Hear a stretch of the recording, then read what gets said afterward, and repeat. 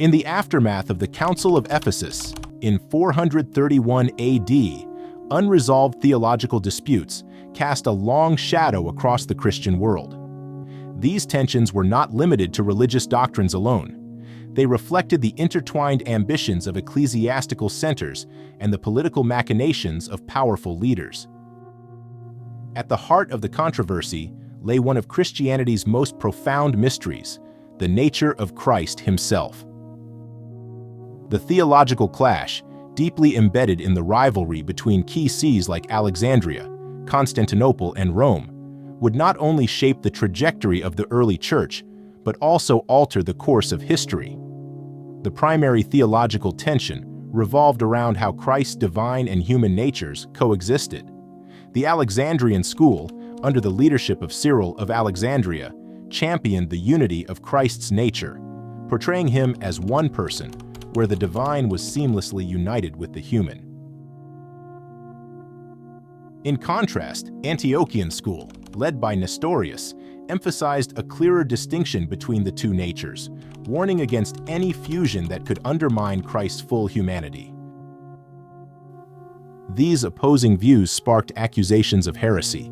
Cyril charged Nestorius with dividing Christ into two persons, while Nestorius accused Cyril of promoting Apollinarianism, a view that downplayed Christ's humanity. In an effort to resolve these theological disputes, the Council of Chalcedon convened in 451 AD, declaring that Christ existed in two natures, fully divine and fully human, within one person. Yet, this compromise only deepened the schisms. What was meant to unite ended up sowing the seeds of deeper divisions that would persist for centuries. The implications of these schisms reached far beyond the church. With religious identity so deeply intertwined with political power, these divisions threatened the unity of the Byzantine Empire. Theological debates were no longer contained within the clergy, but reverberated across imperial courts, military structures, and local communities.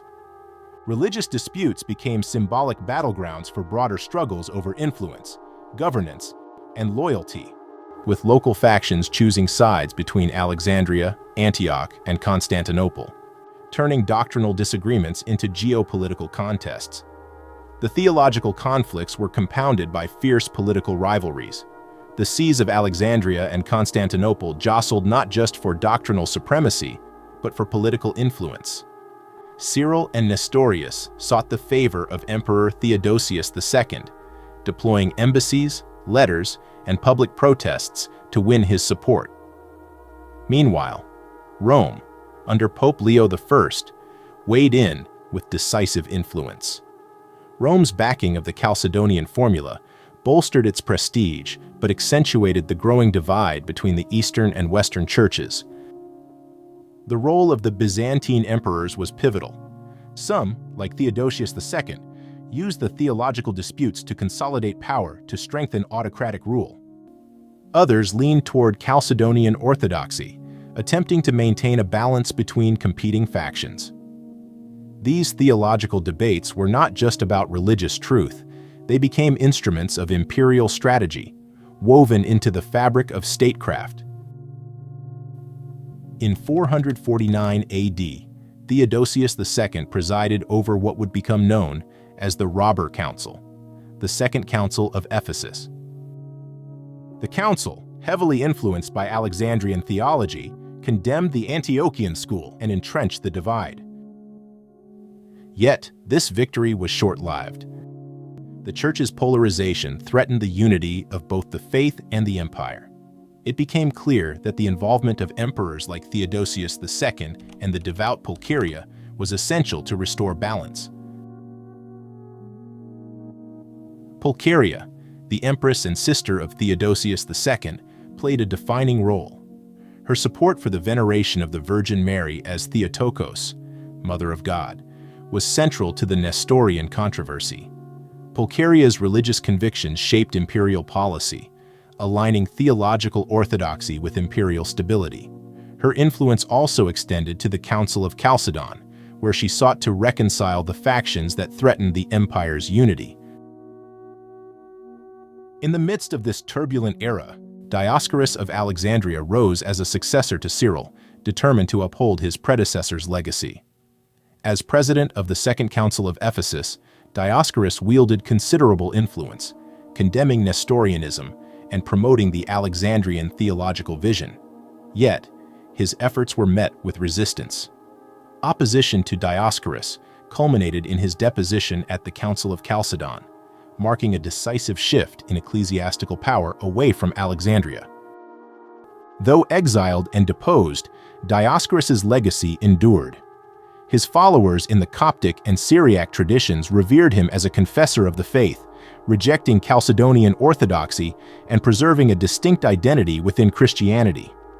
In these communities, Dioscorus became a symbol of resistance against imperial and theological overreach, embodying the defiant spirit of Alexandria.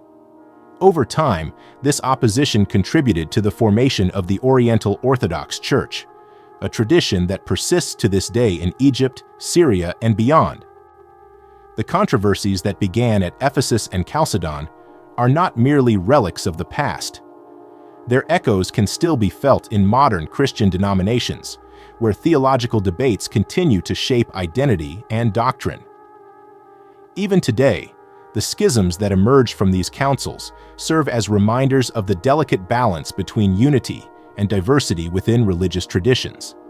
The search for consensus, whether doctrinal or political, remains as relevant as ever, as communities strive to navigate differences while preserving a shared faith. The Christological controversies of the 5th century were more than doctrinal disputes. They were battles for the soul of Christianity, with profound political, social, and theological consequences.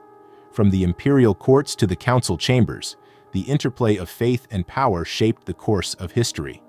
Despite the efforts to forge unity through councils like Chalcedon, the divisions remained, reflecting the enduring struggle between theological conviction and political ambition. Let us hold firmly to the faith we have received, for the mystery of Christ is both divine and human, a union unconfused and indivisible. Thank you so much for watching our video today. We hope you found it insightful and enjoyable. At Theology Academy, we're passionate about sharing knowledge and building a community of like-minded individuals who are eager to grow and learn together about the faith and religious studies in a credible, unbiased manner. If you enjoyed this video, we would love for you to support our mission by hitting the subscribe button and ringing the bell so you never miss an update or a new video from us. But that's not all. By signing up on our website, you can gain full access to all our exclusive content and become an integral part of Theology Academy. Your support not only helps us continue creating valuable content, but it also connects you with a community dedicated to deepening their understanding of theology and faith. So why wait?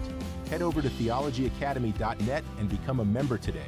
Together, let's explore and grow in faith.